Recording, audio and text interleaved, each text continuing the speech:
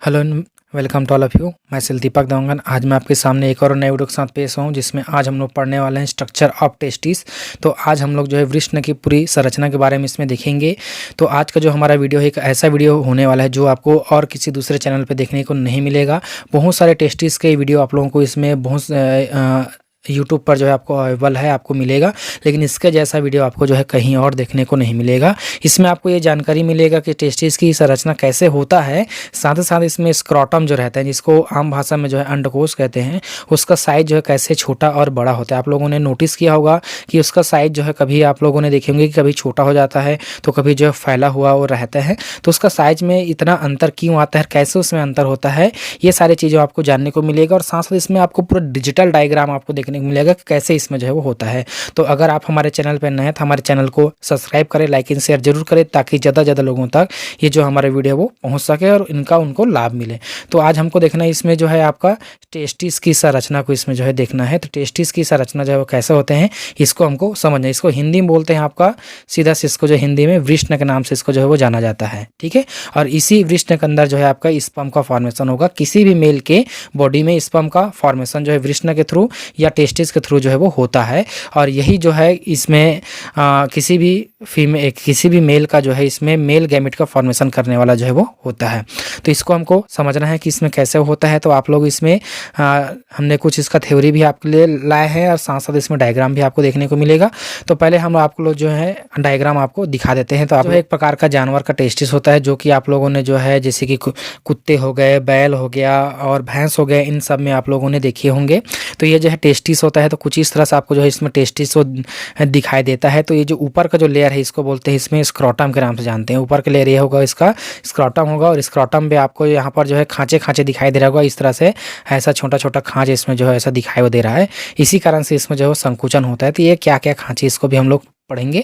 तो ये हो गया जानवरों के केस में। और अगर हम बात करें तो इंसानों के केस में कुछ इस तरह से इसमें जो है वो स्क्रोटम हमको जो है दिखाई देता है। इसके अंदर जो है वो टेस्टिस इसके अंदर जो है वो रहता है। इसके अंदर आपके टेस्टिस रहेंगे 2 की संख्या में। आपको इसमें जो है कि बीचों बीच एक लाइन आपको दिखाई दे रहा होगा। तो इधर की तरफ और इधर की तरफ जो है 2 की संख्या में जो है टेस्टिस जो है पाया जाता है। तो टेस्टिस के जो है कोष में जो है बंद रहता है, जिसको बोलते हैं हमें स्क्रोटम के नाम से जानते हैं। तो ये पूरा स्क्रोटम के बारे में हम इसमें पढ़ने वाले हैं कि कैसे उसकी जो है स्क्रोटम का साइज होता है, शेप होता है, उसमें कौन कौन से मसल्स पाए जाते हैं, कैसा वो दिखाई देता है और कैसा क्या काम करता है। तो ये सारी चीज़ें आपको इसमें देखने को इसमें मिलेगा, ठीक है। तो अब इसमें हम लोग इसका थ्योरी भी थोड़ा सा देख लेते हैं, फिर उसके बाद फिर से इसमें आएंगे डायग्राम में हम लोग। तो थोड़ा इसको जूम करते हैं। तो आपको थ्योरी में आपको क्या दिखाई देगा, टेस्टिस लिखे हमने ऊपर में, हमारा हेडिंग है टेस्टिस। अच्छा, तो इस टेस्टिस के ओरिजिन जो है क्या होते हैं, तो एम्ब्रियोनिक मेसोडर्मस इसकी जो है ओरिजिन होती है। एम्ब्रियोनिक स्टेज है ना, जब भ्रूण की अवस्था होती है, भ्रूणी अवस्था, तो भ्रूणी अवस्था के जो मेसोडर्मल लेयर रहता है वहीं से इसकी उत्पत्ति होती है। आप लोग जानते हैं कि किसी भी जीव की उत्पत्ति जो है 3 जर्म लेयर से होता है। तो 3 जर्म लेयर होते हैं कुछ इस तरह से, ऐसा 3 जर्म लेयर होते हैं। तो ये जो तीसरा वाला जर्म लेयर रहता है जिसको बोलते हैं मेसोडर्म बोलते हैं। तो इस मेसोडर्म से जो है इसकी ओरिजिन जो है वो होता है, टेस्टिस की ओरिजिन इसमें होता है। इसका शेप की बात करें, यानी कि शेप यानी कि इसका आकृति, तो इसकी आकृति जो है वो ओवल रहता है या अंडाकार होता है। अभी हमने डायग्राम देखे थे, उसमें आपको ओवल या अंडाकार इसमें जो है वो दिखाई वो दे रहा था, ठीक है। फिर आएगा हमारे पास इसमें साइज को देखें। तो साइज में अगर हम इसमें देखेंगे, इसका लेंथ देखेंगे, तो ये जो है आपका 4 से 5 सेंटीमीटर इसका जो लॉन्ग होते हैं। विड्थ रहता है इसकी चौड़ाई जो है आपका 2 से 3 सेंटीमीटर जिसका जो चौड़ाई होती है। और इसकी बात करें हम लोग, इसका कलर की बात करें तो कलर के रूप में आपको जो हल्का सा पिंक कलर इसमें जो है वो दिखाई वो देता है, ठीक है। ये जो हमारा टेस्टिस होता है वो हल्का सा पिंक कलर होता है। इसका वेट रहता है आपका 10 से 15 ग्राम इसका जो है वे वेट आपको जो है देखने को इसमें मिलता है। तो इसका वेट रहेगा आपका 10 से 15 ग्राम इसका वेट आपको मिलेगा, ठीक है। अब बात करें इसकी पोजिशनिंग की, ये कहाँ पर जो है प्रेजेंट होता है, तो बोला गया है इसमें जो है पोजिशन में अगर हम इसमें देखेंगे, पोजिशन में क्या आएगा, दोनों टेस्टिस एब्डोमिनल कैविटी के बाहर एक सेक लाइक स्ट्रक्चर में रहता है, जिसे क्या बोलते हैं, स्क्रोटम कहते हैं। ये जो है एक सेक लाइक स्ट्रक्चर में रहते हैं जिसको बोलते हैं स्क्रोटम बोलते हैं। तो आप लोगों को मैंने दिखाया था अभी कि ये जो है इसको उसका स्क्रोटम है। इसको हम थोड़ा और बड़ा करते हैं।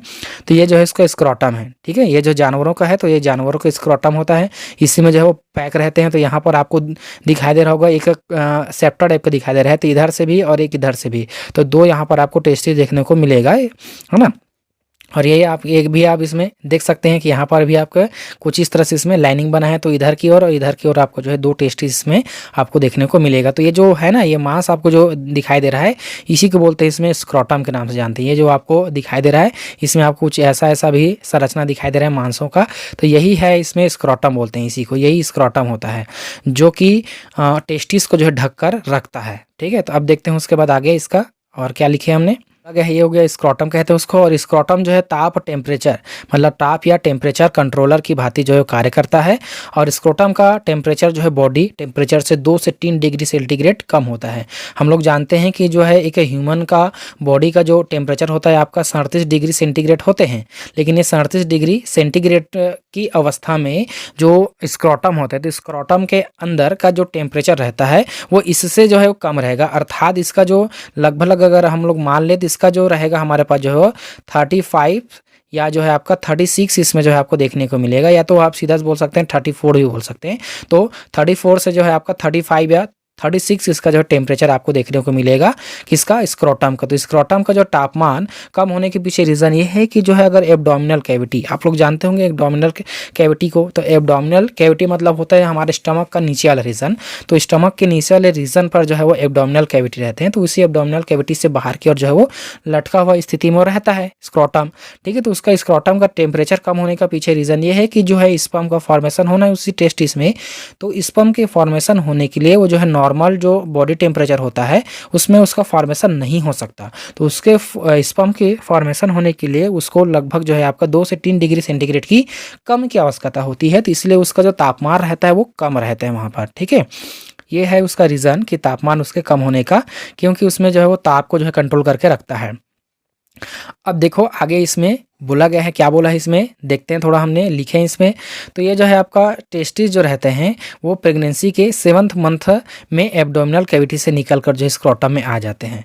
आपको इस बात को खास तौर पे ध्यान रखना है कि जब किसी लड़के का 7 मंथ जब उसमें प्रेगनेंसी अवस्था में रहते हैं, लड़के का मतलब ये है कि उसकी माँ जो है जब रहेगी, अगर वो पता चल रहा है कि वो मेल है, तो जो है वो 7वें महीने में ही उसमें एब्डोमिनल कैविटी से निकलकर वो स्क्रोटम में आ जाता है प्रेगनेंसी के अवस्था के दौरान। ठीक है, जो टेस्टिस रहेगा वो कैसा करेगा, एब्डोमिनल कैविटी से निकलेगा और स्क्रोटम में जो है वो आ जाते हैं। तो आप इसमें डायग्राम के थ्रू आप इसमें देख सकते हैं। तो ये रहा हमारे पास, देखो इसमें हम इसको थोड़ा छोटा करते हैं, तो आप इसमें से देख सकते हैं ये उसका स्क्रोटम है, ये इसका स्क्रोटम है। तो इस स्क्रोटम में भी खाली है, कुछ नहीं है, लेकिन ये जो है वो कहाँ पर है टेस्टिस, तो ये एब्डोमिनल कैविटी में टेस्टिस है, बना बुनाया एब्डोमिनल कैविटी में जो है वो टेस्टिस है। तो ये जो टेस्टिस क्या करेगा, अब धीरे से जो है वो इसके अंदर स्क्रोटम के अंदर जो है आना शुरू होगा। कब आएगा, वो 7वें महीने में। तो आप यहाँ पर देख सकते हैं दूसरा वाला, ये ए वाला डायग्राम है, ये जो है बी वाला डायग्राम है। तो इसमें आप देख सकते हैं जो उसका टेस्टिस और धीरे धीरे जो है अंदर की ओर यहाँ पर आना शुरू हुआ है, तो इसीलिए इसमें एरो भी बना हुआ है कि धीरे धीरे वो यहाँ पर आ रहा है। अब उसके बाद जो लास्ट वाला है, इसमें हुआ क्या है कि जो पूरी तरह से इसमें जो है इसका स्क्रोटम में आपका टेस्टिस जो है फिट हो गया। तो आप यहाँ पर देख सकते हैं स्क्रोटम में टेस्टिस जो है पूरी तरह से इसमें वो आ गया है। ठीक है, तो ये आ तो गया है, लेकिन इतनी आसानी से नहीं आएगा, इसको आने के लिए भी यहाँ पर कुछ मूवमेंट होगा, तो कुछ ना कुछ प्रक्रियाएं फिर से इसमें चलेगा। तब इसको देखते हैं क्या क्या चीज़ों को प्रक्रिया इसमें जो है वो चलता है। तो देखो उसमें कब आएगा, वो 7वें महीने में जो है स्क्रोटम में आ जाते हैं। अब बोला है स्क्रोटम जो है एब्डोमिनल कैविटी से सक्रिय ट्यूब के थ्रू जो है वो जुड़ा रहता है, जिसको क्या बोलते हैं हमारे पास जो है आपका इनगुनल कैनाल बोलते हैं, इनगुनल कैनाल के नाम से, या जो है इसको वक्षण नाल कहते हैं, हिंदी में वक्षण नाल कहते हैं और इंग्लिश में इनगुनल कैनाल के नाम से इसको जो है वो जाना जाता है। एब्डोमिनल कैविटी से एक सक्रिय ट्यूब के थ्रू वो जो है वो जुड़ा रहता है। आप इसमें से देख पा रहे होंगे कि ये जो है सक्रिय ट्यूब के थ्रू इसमें जो है जुड़ा हुआ, ये रहा उसका सकरा ट्यूब, ये रहा उसका सकरा ट्यूब। तो इसी सक्रिय ट्यूब के थ्रू जो है वो जुड़ा हुआ है, तो इसको बोले हमारे पास वक्षण नाल के नाम से इसको जो है जानते हैं, सकरा ट्यूब है। इसमें भी आपको ऐसा दिखाई दे रहा होगा इस तरह से। तो ये जो है सकरा ट्यूब होता है जो कि टेस्टिस को वहां पर लाने में हेल्प करेगा, या वहीं से जो उसको आएगा। ये पूरा जो रीजन उसका एब्डोमिनल कैविटी है, तो इसी एब्डोमिनल कैविटी उसको बाहर आना है, तो बाहर आएगा तो अचानक से आएगा नहीं, तो उसको जो है कि ट्यूब के थ्रू, ये रहा उसका ट्यूब, तो इसी ट्यूब के थ्रू जो है वो होकर आएगा। तो कुछ इस तरह से ऐसा ट्यूब के थ्रू जो है वो होगा और ऐसा इसमें जो है वो आएगा इसके अंदर में। अब देखते हैं अगला थ्योरी अब क्या लिखे हमने। अब देखो इसमें आता है, अब आगे हमने लिखे इसमें क्या है, इसी वक्षण नाल के थ्रू जो है आपका टेस्टिस आर्टरीज, टेस्टिस वेन और नर्व ईटीसी जो है आपका इसमें लिखा है स्पर्मेटिक कॉर्ड या जो है विक्षण रज्जु के रूप में जो है टेस्टिस तक जो है वो जाती है।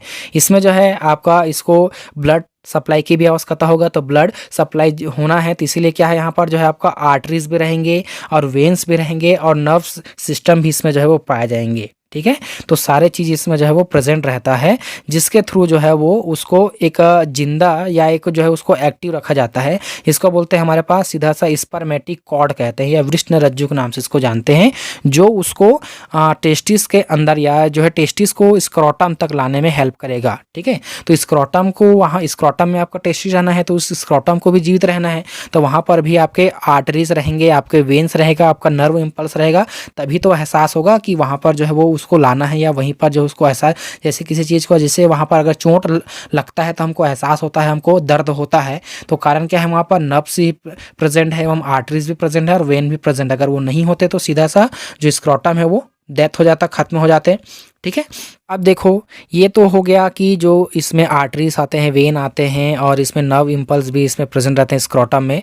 अब बोलते हैं हमारे पास स्क्रोटम जो है आपका जो है क्रीमास्टर मसल एंड जो है आपका डॉटस मसल होते हैं। स्क्रोटम के अंदर जो है आपका क्रीमास्टर मसल्स एंड जो है डॉटस मसल जो है वो प्रेजेंट होते हैं, और ये जो मसल है टेस्टिस की पोजिशनिंग में हेल्प करता है। अब मोस्ट IMP चीज़ या इंपॉर्टेंट चीज़ यहीं पर आ रहा है कि टेस्टिस की जो है पोजिशनिंग में ये मदद करता है। इसके अंदर जो है दो टाइप के मसल पाए जाते हैं, आपका क्रीमास्टर मसल एंड जो है डॉटस मसल। अब इसको डायग्राम के थ्रू आपको मैं इसमें समझाता हूं। तो ये आप इसमें डायग्राम में आप अच्छे से इसमें देख पा रहे होंगे कि पहला लिखा है यहाँ पर एक्सटर्नल व्यू ऑफ स्क्रोटम। तो ये जो एक्सटर्नल अगर बाहरी रूप से देखेंगे तो ऐसा दिखाई देता है, इसके बीचों बीच आपको जो है सेप्टा दिखाई देता है। ठीक है, तो ये सेप्टा जो रहता है इसके इधर की तरफ और इधर की तरफ आपके जो है जो टेस्टिस होता है वो प्रेजेंट होते हैं, है ना। अब उसके बाद इधर की ओर जब आए हैं तो इसमें लिखाया गया आपके मस्कुलर लेयर या मसल लेयर। तो मसल में जो है आपके दो प्रकार के इसमें जो है वो सेल्स या मसल्स पाए जाएंगे। पहला होगा हमारे पास जो है क्रीमास्टर मसल एंड जो है आपका डॉटस मसल। क्रीमास्टर मसल आपको इसमें दिखाई दे रहा होगा कुछ इस तरह से, ऐसे इसमें जो है इस तरह से ऐसा है ना, क्रीमास्टर्स इस तरह से इसमें है। अब उसके बाद आगे अब इसमें हम लोग देखते हैं क्रीमास्टर्स एंड जो है आपका डॉटस मसल आपको इसमें दिखाई वो दे गया। अब देखो इसमें जो है आपका डीप टिश्यूज, अगर डीप टिश्यूज अगर इससे अच्छे से इसको हम लोग देखा जाए तो आपको पूरी तरह से इसमें वो दिखाई देगा कि इसमें जो है वो कैसे इसको जो है वो दिखाकर रखा गया है। तो इसमें देखो प्लक्सस ऑफ जो है टेस्टिकुलर वेन्स इसमें लिखा है, प्लक्सस ऑफ टेस्टिकुलर वेन। मैंने आपको अभी बात किया था कि इसमें वेन्स होते हैं, आर्टरीज होते हैं, तो ये जो है प्लक्सस ऑफ जो है टेस्टिकुलर वेन्स है जो इसको जो है ब्लड सप्लाई जो है प्रोवाइड वो कराता है। साथ साथ इसमें लिखा है हमारे पास जो है डक्ट्स डिफरेंस। डक्ट डिफरेंस मतलब ये है कि यहाँ से जो स्पर्म का फॉर्मेशन होगा उसको बाहर ले जाने के लिए भी इसमें काम करेगा। फिर उसके बाद लिखा है यहाँ पर जो है स्पर्मेटिक कॉर्ड। तो स्पर्मेटिक कॉर्ड मतलब वही है कि जो नर्व इम्पल्स वगैरह है उसको लाने का उसमें पूरा काम कर रहा है। फिर यहाँ पर लिखा है इसमें टेस्टिकुलर आर्टरीज। टेस्टिकुलर आर्टरीज भी यहाँ पर आपको शो हो रहा होगा। ठीक है, फिर है ऑटोनोमिक नर्व। ऑटोनोमिक नर्व होते हैं एवं जो है लिम्फेटिक वेसिकल्स होंगे, और ये जो है आपका गोल गोल जो दिखाई दे रहा है इसको बोलते हैं टेस्टिस। ठीक है, तो दो इसमें टेस्टिस होते हैं दोनों तरफ, तो आपको अच्छे से इसमें समझ में आ गया होगा। ऑटोनोमिक जो है ऑटोनोमिक जो है इसमें नर्व्स इसलिए पाए जाते हैं क्योंकि जब भी इसको चोट लगता है तो तुरंत इसको जो है हमको जो है सिग्नल ये हमको आसानी से हमारे ब्रेन को हमको मिल जाता है। आप लोगों ने बहुत बार देखे होंगे, फिल्मों में भी देखे होंगे, किसी मेल के जो है दोनों टांगों के बीच अगर उसको किसी को मार दिया जाता है तो जो बहुत ज़्यादा उनको दर्द होता है, या तो उसकी मृत्यु हो जाती है या तो उसका जो है वो पकड़ कर उसको जो है बैठ जाते हैं। तो कारण क्या है उसमें जो है आपके बहुत ही ज़्यादा उसमें नर्व इम्पल्स पाए जाते हैं, साथ साथ वो हाईली सेंसिटिव रहता है। ठीक है, वो जो जगह हाईली सेंसिटिव रहता है, इसीलिए जो है उस पर चोट थोड़ा सा अगर वहाँ पर चोट लगेगा तो उसको बहुत ज़्यादा दर्द जो है वो होते हैं किसी भी मेल्स को। ठीक है, अब देखो इसका काम क्या है। जो हमारे पास मसल्स हमने देखे उसका क्या काम क्या है। हमने देखा कि ये जो मसल्स होते हैं वो पोजिशनिंग में हेल्प करेगा। तो कैसे करेगा भाई, उसको अभी हमको समझना है, इसलिए हमने इसका फंक्शन लिखा। देखो फंक्शन ऑफ मसल्स लिखे हैं। तो पहला फंक्शन में क्या आता है, जब बाहर का टेम्परेचर लो होता है तो ये जो है वो संकुचित हो जाता है, वह टेस्टिस को जो है एब्डोमिनल कैविटी की ओर लाती है। अगर बाहर का टेम्परेचर अगर कम है तो आप लोगों ने बहुत बार देखिए होंगे कि जो आपका स्क्रोटम है वो छोटा हो जाता है। ठीक है, जो अंडकोश होता है वो उसकी आकृति जो है वो छोटा हो जाता है। तो छोटे होने के पीछे रीज़न ये है, अगर बाहर का टेम्परेचर लो है, जैसे कि सर्दी के समय अभी का जो मौसम है उसमें सभी का जो स्क्रोटम होता है वो छोटा हो जाता है। कारण क्या होते हैं, क्योंकि बाहर का टेम्परेचर कम है और स्क्रोटम को जो है खुद का अपना टेम्परेचर को मेंटेन करके रखना है, इसलिए उसकी जो आकृति होती है वो छोटा हो जाता है। क्यों छोटा होता है? क्योंकि वहाँ पर जो है दो हमारे पास मसल्स पाए जाते हैं। कौन कौन से मसल? हमने भी बात किया, क्रीमास्टर मसल्स एंड आपका डॉर्टस मसल, जो कि क्या करेगा, उसको पोजिशनिंग में हेल्प करेगा, यानी कि उसको जो है सिकुड़ने में, उसको फैलने में मदद उसको जो है वो करता है। ठीक है, और इसी अवस्था के दौरान जो है स्पर्म का फॉर्मेशन भी सबसे ज़्यादा होता है। ठंड के समय में ही सबसे ज़्यादा स्पर्म का फॉर्मेशन इसमें जो है वो होता है। ठीक है, अब देखो आगे हमने लिखे दूसरा काम क्या है, जब बाहर का टेम्परेचर हाई होता है तो ये जो है मसल जो है रिलैक्स हो जाती है और जो है टेस्टिस को एब्डोमिनल कैविटी के बाहर की ओर जो है वो लाने लगता है। आप लोगों ने बहुत बार नोटिस किए होंगे कि जो आपका जो टेस्टिस है वो जो है कभी कभी आपके एब्डोमिनल कैविटी की ओर जो है एकदम ज़्यादा खींचा जाता है। जो स्क्रॉटम होता है वो बहुत ज़्यादा छोटे होने के कारण जो है टेस्टिस जो है अंदर की ओर जो है वो धंसने लगता है। इसी कारण से जो कभी बैठने के टाइम भी आपको कभी कभी आपको दर्द होने जो है इसमें लगता है, तो कहीं पर वो जो है बहुत ज़्यादा छोटे हो जाते हैं स्क्रॉटम, तब ऐसा आपको देखने के इसमें मिलेगा। तो जो स्क्रॉटम होता है उसकी पोजिशनिंग पर वो डिपेंड करता है कि वो जो है उसमें कैसे वो रह रहा है। अगर बाहर का टेम्परेचर अगर हाई है, जैसे कि गर्मी का समय है, तो गर्मी के समय में अगर उसका टेम्परेचर ज़्यादा होता है बाहर का, तो इसी कारण से इसका जो मसल्स होते हैं हमारे पास, कौन सा, क्रीमास्टर मसल एंड जो आपका डॉर्टस मसल, तो ये क्या होते हैं, रिलैक्स हो जाते हैं।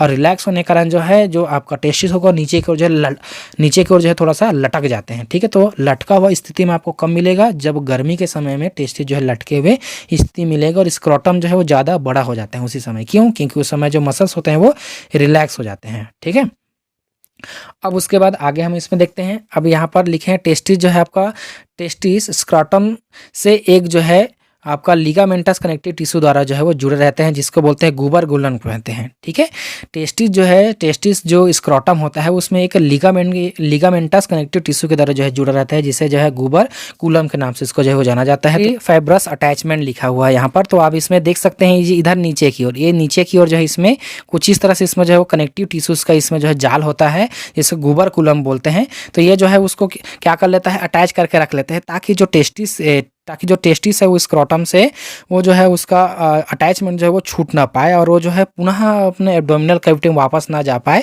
इसलिए जो उसको अटैच करके उसको जो है रखा रहता है अपने पास। उसको जो है एक जोड़कर इसको जो है रखते हैं, गुबर कुलम के नाम से इसको जानते हैं, जो कि लिगामेंटस कनेक्टिव टिश्यू द्वारा जो है इसको जोड़कर इसमें रखता है। ठीक है, अब आगे इसमें आते हैं, इधर का तो कंप्लीट हो गया। अब देखो इसमें हिस्टोलॉजी ऑफ टेस्टिस, तो हिस्टोलॉजी ऑफ टेस्टिस हमको देखना है कि इसका हिस्टोलॉजी जो है कैसे किस तरह से इसमें होता है। तो अगर हमने अभी तक जो है बात कर लिया स्क्रॉटम का, तो स्क्रॉटम का आप लोग आई होप कि इसमें समझ गए होंगे, और इस जो रहता है उसका आकृति जो है छोटा और बड़ा कैसे होता है इसको भी आप लोगों ने अच्छे से इसमें समझ ले होंगे। तो आगे अब इसमें देखते हैं कि कैसे इसमें टेस्टिस का हिस्टोलॉजी इसमें होता है। तो इसमें जो है आपका टेस्टिस में आपको लगभग आपको 3 लेयर इसमें देखने को मिलेगा। पहला लेयर होगा आपका टुनिका वेजिनेलिस, सबसे बाहर की लेयर, और उसके बाद होगा टुनिका एल्बुजिनिया, और तीसरा लेयर होगा इसमें टुनिका वास्कुलोसा। तो वास्कुलोसा जो लेयर होता है उतना ज़्यादा जो है वो अच्छे से उसको लेयर दिखाई अच्छे से नहीं देता, या जो है इतना ज़्यादा अटैचमेंट रहता है कि वो जो है उसको अच्छे से हम लोग डिफ्रेंशिएट नहीं कर पाते हैं, इसी कारण से मैंने उसको नहीं लिखा हूँ, और उसका उतना इंपॉर्टेंट रोल भी इसमें नहीं होता है ना। तो हमको इसमें 2 लेयर्स के बारे में आपको अच्छे से इसमें समझना है। पहला होगा हमारे पास टुनिका वेजिनेलिस और दूसरा लेयर होगा हमारे पास जो टुनिका एल्बुजिनिया। तो इसके बारे में हमको इसमें अच्छे से इसमें समझना है। तो अब देखो टुनिका वेजिनेलिस जो रहता है टेस्टिस की सबसे बाहर की परत होती है, जो कि टेस्टिस को कवर करके रखती है। ठीक है, टेस्टिस को कवर करने का कार्य जो है वो करता है, और सबसे बाहर की ओर जो है लेयर रहते हैं। तो अब इसमें डायग्राम लाते हैं आपके लिए। तो ये रहा आपके पास इसमें से डायग्राम, आप इसमें से अच्छे से इसमें दिखाई दे रहा होगा। ये देखो इसमें यहाँ पर लिखा है स्पर्मेटिक कॉर्ड बोला गया है, फिर है यहाँ पर देखो क्रीमास्टर मसल्स है, और ये है इसमें टुनिका वेजिनेलिस है इसमें लिखा हुआ है। तो टुनिका वेजिनेलिस ऊपर की ओर जो है लेयर है। उसके बाद है आपका हेड ऑफ एपिडाइडमिस, फिर है आपका सेमिनल वेसिकल लोब्यूल्स होगा, है ना, और यह है efferent ducts and body of epididymis, ducts difference हुआ रेटेटेस्टिस स्ट्रैटिब्यूल्स, और ये है हमारे पास जो है सेप्टा टुनिका एल्बुजिनिया। तो ये जो है सेप्टा टुनिका एल्बुजिनिया है। तो ये जो है कैसे इसमें बना है इसको भी हम इसमें समझेंगे, और टुनिका एल्बुजिनिया वाला ये जहाँ इसका लेयर। ठीक है, तो कैसे इसमें हो रहा है इसको आपको अच्छे से इसमें भी समझ में आएगा। ठीक है, तो ये आप लोगों ने डायग्राम इसमें देख लिया, और एक और हमारे पास जिसमें डायग्राम है, तो तो आपको बाहर की ओर जो है टुनिका वेजिनलिस नामक आपको लेयर कुछ इस तरह से इसमें दिखाई देगा, टुनिका वेजिनलिस लेयर होगा। और टुनिका वेजिनलिस के अंदर जो है आपके पास पाए जाते हैं टुनिका एल्बुजिनिया, ठीक है, टुनिका एल्बुजिनिया होगा। और टुनिका एल्बुजिनिया के साथ जो है आपका चिपका हुआ इस तरह रहता है टुनिका वास्कुलोसा। तो ये जो है उतना ज़्यादा इंपॉर्टेंट नहीं है, इसलिए उसको मैं नहीं बता रहा हूँ। तो इसमें इंपॉर्टेंट क्या है हमारे पास जो है टुनिका वेजिनलिस। तो टुनिका वेजिनलिस जो है वो कहाँ पर प्रेजेंट रहता है, तो टुनिका वेजिनलिस जो है आपका आउटर मोस्ट लेयर पर पाए जाते हैं इस तरह से, है ना, और जो कि स्क्रोटम से चिपका हुआ भी रहता है। फिर उसके बाद होगा हमारे पास जो है टुनिका एल्बुजिनिया। तो टुनिका एल्बुजिनिया जो रहता है अंदर के जो है सेप्टो में जो है विभाजित होता है, यानी कि कोष्ठों में जो है विभाजित हो जाता है। कुछ इस तरह से आपको कोष्ठ इसमें दिखाई दे रहा होगा ब्लैक ब्लैक, तो ये कोष्ठों में इसमें डिवाइड जो है वो हो जाता है। तो अब इसका थ्योरी देखते हैं कि कैसे इसमें जो है डिवाइडेशन हो रहा है। आपको यहाँ पर भी इसमें दिखाई दे रहा होगा कि जो है कोष्ठों ऐसा डिवाइड इसमें हुआ है, इस तरह से इसमें डिवाइड वो हुआ है। तो कैसे इसमें डिवाइड हुआ है अभी इसको हमको समझना है, ठीक है। तो इसमें कैसे इसका डिवाइडेशन हो रहा है इसको हमको समझना है। तो देखो हमने इसमें लिखे हैं, यह है टुनिका एल्बुजिनिया है। टुनिका एल्बुजिनिया जो है टेस्टिस को कवर करके रखने वाली दूसरी सतह होती है जो कि रेशेदार ऊतक होते हैं।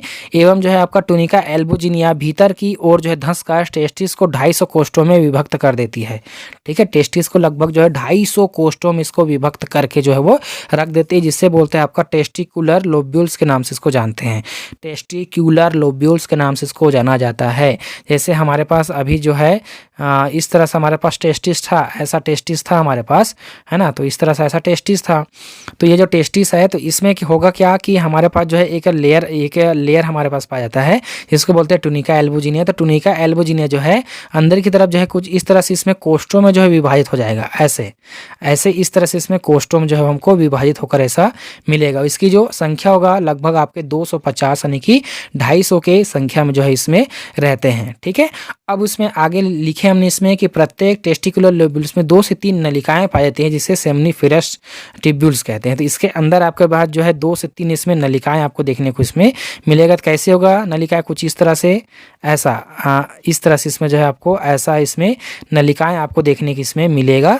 तो जिसको बोलते हैं हमारे पास जो है आपका सेमनीफेरस ट्यूब्यूल्स कहते हैं। तो इस तरह से इसमें आपका 2 से 3 इसमें नलिकाएं आपको देखने को मिलेगा, ठीक है। तो अभी अब इसका डिजिटल वाला डायग्राम भी है, तो आप इसमें से देख पा रहे होंगे कि ये है उसका कि ये रहा उसका हुआ क्या हमारे पास टुनिका एल्बुजिनिया जो है वो अंदर की और कोष्ठों की ओर जो है वो बढ़ गया और कोष्ठों को ओर जो है इसमें पूरी तरह से वो बटा हुआ है। तो इसकी जो संख्या कितना है होगा आपका 250 की संख्या में इसमें जो है आपके पाए जाएंगे। तो आप इसमें आप नीचे में भी आप इसमें देख सकते हैं कि इसमें जो है वो पूरी तरह से इसमें कोष्ठों में जो है विभाजित इसमें हो गया है। तो इस तरह से इसमें जो है कोष्ठों में बढ़ जाता है। तो ये पूरा उसका कोष्ठ बना हुआ है, आप इसमें देख सकते हैं पूरा कोष्ठ बना है ऐसा। और इन कोष्ठों के अंदर जो है आपका 2 से 3 इसमें जो है सेमनीफेरस ट्यूब्यूल्स या सेमनीफेरस जो है वो नलिकाएं इसमें प्रेजेंट जो है वो होता है, ठीक है। सेमनीफेरस इसमें नलिकाएं इसमें आपका पाए जाएंगे, कुछ इस तरह से ऐसा जो है वो रहेंगे, है ना। तो ये जो है आपका सेमनीफेरस जो नलिकाएं रहेंगे इसी में आपका जो है स्पर्म का फॉर्मेशन जो है वो होता है। तो सेमनीफेरस ट्यूब्यूल्स के अंदर ही इसमें स्पर्म का फॉर्मेशन इसमें आपको देखने को मिलेगा। तो कैसे बनेगा अब इसको हम यहाँ पर समझते हैं थोड़ा थ्योरी के माध्यम से। अब देखो हमारे पास पाए जाते हैं सेमनीफेरस ट्यूब्यूल्स, ठीक है। तो सेमनीफेरस जो ट्यूब्यूल्स रहते हैं वो टेस्टिस की स्ट्रक्चरल एंड फंक्शनल यूनिट होता है। सेमनीफेरस ट्यूब्यूल्स क्या होगा आपके टेस्टिस की स्ट्रक्चरल एंड जो है फंक्शनल यूनिट जो है वो होता है। तो सबसे पहले हमारे पास क्या आता है, टेस्टिस रहते हैं, हमने फ्लो चार्ट बनाया, उसके बाद इसका डायग्राम भी मैं बताऊंगा, कोई चीज़ नहीं छूटेगा यहाँ पर, ठीक है। तो यह हो गया टेस्टिस की जो सबसे पहले लेयर हुआ टुनिका वेजिनलिस, फिर दूसरा लेयर होगा हमारे पास जो टुनिका एल्बुजिनिया, तीसरा लेयर होगा यानी कि टुनिका एल्बुजिनिया जो है अंदर की ओर जाकर कोष्ठों में विभाजित हो जाएगा, जिसको बोलेंगे क्या टेस्टिकुलर लोब्यूल, जिसकी संख्या कितना होगा 250 रहेंगे। तो 250 इसमें जो है वो संख्या में रहेंगे। और इन टेस्टिकुलर लोब्यूल्स के अंदर जो है आपका सेमनीफेरस ट्यूब्यूल्स पाए जाएंगे, जिसकी संख्या होगा आपका लगभग 700 से आपका 750, ठीक है। आपको याद रहे 700 से 750 की संख्या में आपका सेमनीफेरस ट्यूब्यूल्स उसमें प्रेजेंट हो रहता है, ठीक। सेमनीफेरस ट्यूब्यूल्स की जो संख्या रहेगा आपका सीधा सा 700 से आपका 750 इसमें रहेगा। क्यों? क्योंकि एक जो है एक टेस्टिकुलर लोब्यूल्स में उसकी संख्या 2 से 3 है, तो अगर उसको 3 से मल्टीप्लाई अगर हम लोग करते हैं तो आपका 700 से 750 के बीच उसमें जो है हमको प्रेजेंट वो रहता है या पाया जाता है। ठीक है, अब उसके बाद हम इसमें देखते हैं इसका डायग्राम। तो ये देखिए आप इसमें अगर हमने सेमनीफेरस ट्यूब्यूल्स को, ये उसका सेमनीफेरस ट्यूब्यूल्स है ये वाला, तो सेमनीफेरस ट्यूब्यूल्स अगर हम यहाँ पर निकालते हैं, उसको तोड़ कर निकालते हैं, तो सेमनीफेरस ट्यूब्यूल्स जो है हमको एक कुछ इस तरह से इसमें दिखाई वो देता है। तो अब इसमें हमको समझना है कैसे वो दिखाई देगा। तो आपको देखो इसमें आपको सेमनीफेरस ट्यूब्यूल्स को कुछ इस तरह से इसमें दिखाई हमको देता है। ठीक है, तो सेमनीफेरस ट्यूब्यूल्स को जो है एक घेरे हुए जो है एक लेयर पाया जाता है, इसको बोलते हैं टुनिका प्रोप्रिया के नाम से इसको जानते हैं। ठीक है, सेमनीफेरस ट्यूब्यूल्स को जो है वो घेरे हुए एक लेयर होते हैं, इसको बोलते हैं टुनिका प्रोप्रिया कहते हैं। और टुनिका प्रोप्रिया के अंदर वाला जो लेयर है, ये जो लेयर आपको दिखाई दे रहा है ना, ये किनारे वाला लेयर, इसको बोलते हैं जर्मिनल एपिथेलियल लेयर है ना, ये जो है जर्मिनल एपिथेलियल लेयर है। और ऊपर की तरफ जो पाया जाता है उसको बोलते हैं आपका टुनिका प्रोप्रिया कहते हैं, जो हमने यहाँ पर लिखे भी हैं, तो आपको इसमें देख सकते हैं। तो ये है हमारे पास जो है टुनिका प्रोप्रिया, जो कि टुनिका प्रोप्रिया हो, जो कि आपका आउटर मेम्ब्रेन होता है। और दूसरा जो रहता है इसको बोलते हैं जर्मिनल एपिथेलियम के नाम से इसको जानते हैं। ठीक है, टुनिका प्रोप्रिया जो है एक प्रकार से उसको जो है आउटर मोस्ट दीवार की तरह जिसमें जो है वो काम वो करता है। अब जो हमारे पास जर्मिनल एपिथेलियल रहते हैं, तो जर्मिनल एपिथेलियल जो है दो प्रकार के सेल का निर्माण करते हैं। पहला सेल होता है इसको बोलते हैं स्पर्मेटोगोनिया सेल, और दूसरा सेल होता है इसको बोलते हैं सर्टोली सेल। सर्टोली सेल को सपोर्टिंग सेल, नर्स सेल के नाम से भी इसको जाना जाता है। और स्पर्मेटोगोनिया सेल के द्वारा जो है आपका स्पर्म का फॉर्मेशन इसमें जो है वो होता है। तो कैसे इसमें होगा, अब देखो यहाँ पर, तो ये जो है चारों तरफ से इसको घेरे हुए क्या हुआ, टुनिका प्रोप्रिया नामक इसमें लेयर हो गया। टुनिका प्रोप्रिया के बाद जो है अंदर की ओर जो लेयर रहते हैं, जिसको बोलते हैं हमारे पास ये जो लेयर होगा इसको बोलते हैं जर्मिनल एपिथेलियल की लेयर है, जर्मिनल एपिथेलियल की लेयर है। और इसमें आपके दो प्रकार के सेल इसमें रहेंगे। पहला जो रहेगा उसको बोलेंगे हमारे पास, इसमें लिखे होंगे यहाँ पर, ये जो साइड साइड में आपको दिखाई दे रहा है ना, ये जो आपको साइड साइड में दिखाई दे रहा है, तो ये जो सेल है इसको बोलेंगे हमारे पास स्पर्मेटोगोनिया सेल है। ये है स्पर्मेटोगोनिया सेल, और यही जो है स्पर्म का फॉर्मेशन करेगा। तो इसी को बोला जाता है हमारे पास स्ट्रक्चरल एंड फंक्शनल यूनिट भी कहते हैं। ठीक है, तो स्पर्मेटोगोनिया सेल है, ये जो है क्या करेगा, स्पर्म का निर्माण करेगा। तो स्पर्म देखिए आपके काले कलर में आपको शो हो रहा है, तो ये भी यहाँ पर निर्माण हो गया, कुछ इस तरह बन बनकर आ गया है। अब ये जो आपको बड़ा वाला सेल दिखाई दे रहा है, तो ये जो बड़ा सेल है इसको बोलते हैं सर्टोली सेल। ये जो जितने भी यहाँ पर बड़े सेल दिखाई दे रहे हैं कुछ इस तरह से, ये सारे के सारे जो है वो सर्टोली सेल है। तो ये जो सर्टोली सेल क्या करेगा, उसको न्यूट्रिशन देने का काम करेगा, उसको सपोर्ट देने का काम उसमें जो है वो करता है। ठीक है, तो इसमें लिखा है आपका dividing cell that produce sperm, ये है। फिर उसके बाद है आपका डेवलपिंग स्पर्म, तो स्पर्म जो है इसमें डेवलप कर रहा है धीरे धीरे। फिर है सेल दैट नर्सिंग स्पर्म। ठीक है, तो इसमें जो है नर्स उसको मिल रहा है, मतलब उसको जो भोजन मिलने के लिए जो है इसमें सर्टोली सेल पे पाया जाता है, ये है उसको भोजन देने का काम करेंगे। और मेच्योर स्पर्म, तो ये जो है इसके सेंटर पार्ट पर आपके मेच्योर स्पर्म जो इसमें रहते हैं। अब आगे इसमें हमने इसका फिर से और लिखे हैं थ्योरी, तो आप इसमें आप देख सकते हैं। अब देखो सर्टोली सेल को हमने फिर से डिफाइन किया है कि सर्टोली सेल का क्या काम है।